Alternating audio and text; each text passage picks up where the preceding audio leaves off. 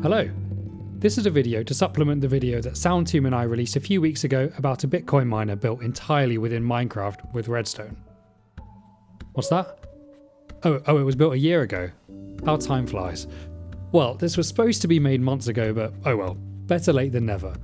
In this video, both SoundTomb and I will run through a hash in real time as it gets processed by the miner.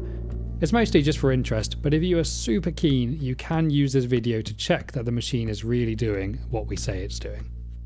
If you were to run the numbers that we show, you'll get exactly the same output. Anyway, I won't drag this out any longer, let's get started. The first circuit that runs is data in. This is the circuit that inputs the block header, that is, the data that we're going to apply our hashing algorithm to, into Minecraft.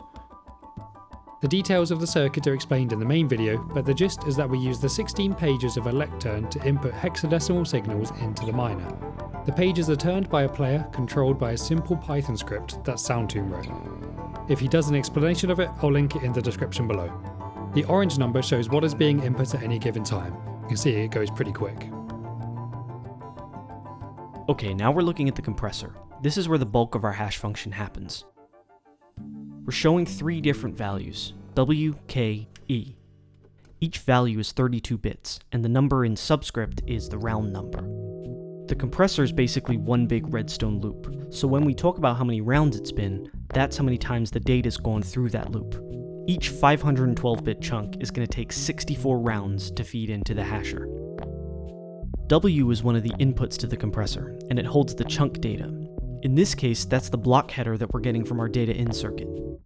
That'll give us our first 16 Ws, but to extend that to all 64 rounds, we'll need a circuit called the expander, which generates new W values based on the old ones. The other input to our compressor is K, which just reads 64 constants from a ROM.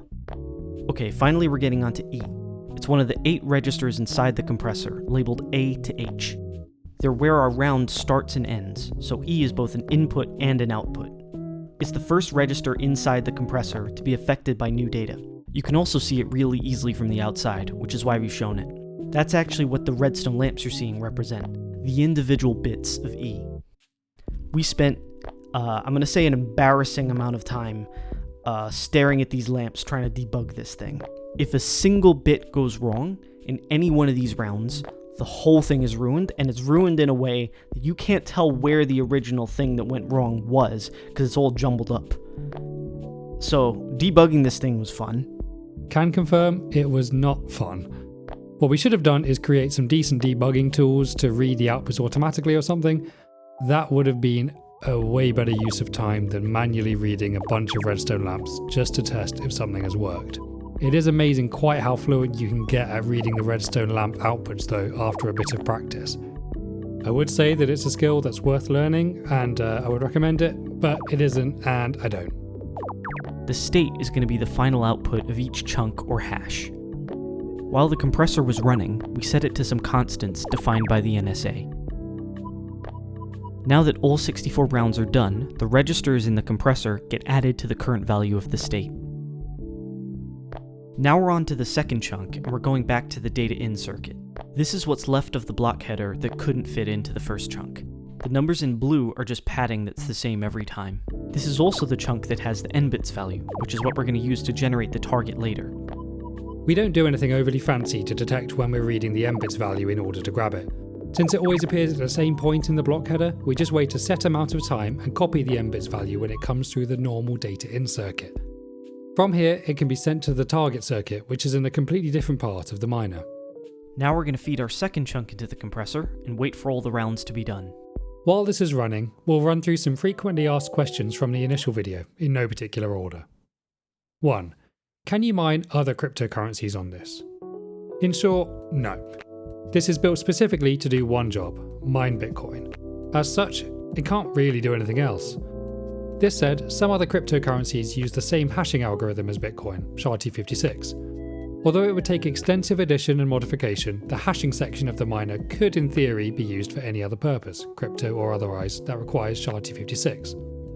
You could also use a general purpose Minecraft computer for this, though it would likely be significantly slower. 2. Is this just an ASIC?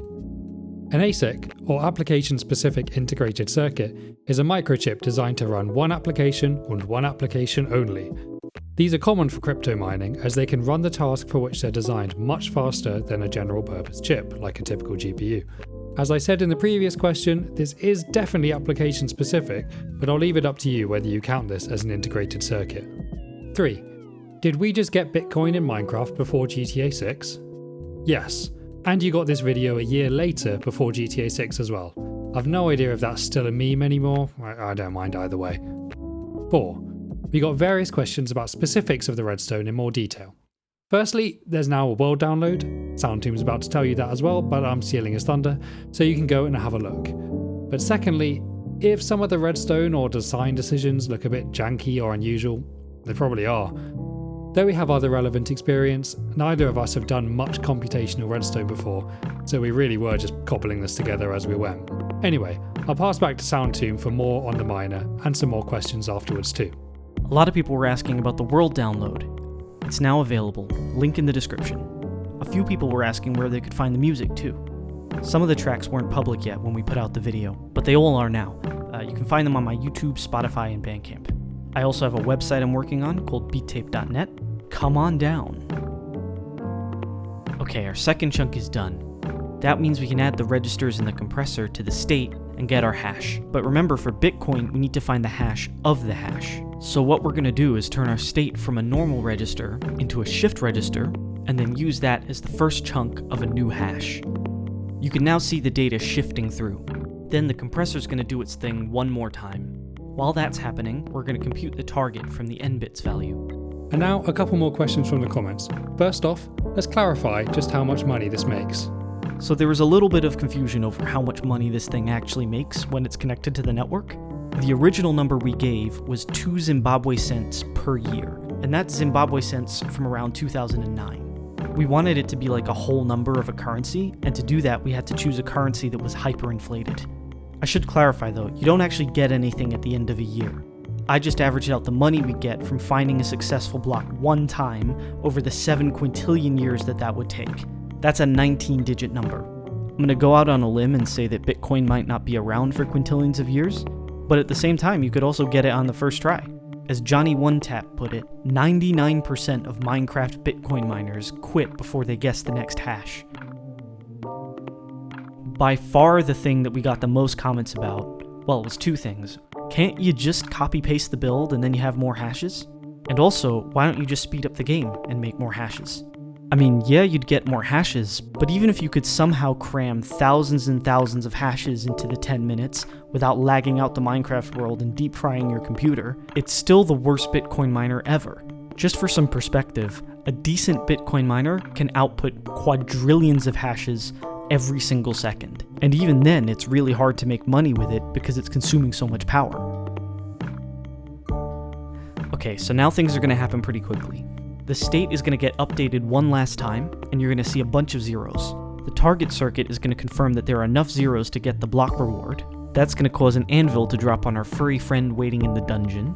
This noble sacrifice will show up as a death message in the chat, which signals to a Python program to relay the block to the rest of the network, claiming the reward.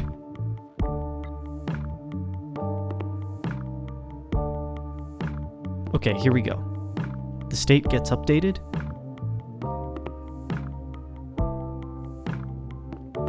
We compare it with the target, and we get our success message. The block header that we used for this video is a test block header that we knew would succeed ahead of time. If we ran this on the actual network, it would have failed for sure, and then we wouldn't have been able to show you the success message. And there you have it. I hope you enjoyed this little supplementary video, even if it's a little bit late. Make sure you check through the description for Soundtomb's links and any of the resources mentioned throughout the video if you're interested. Thank you for watching.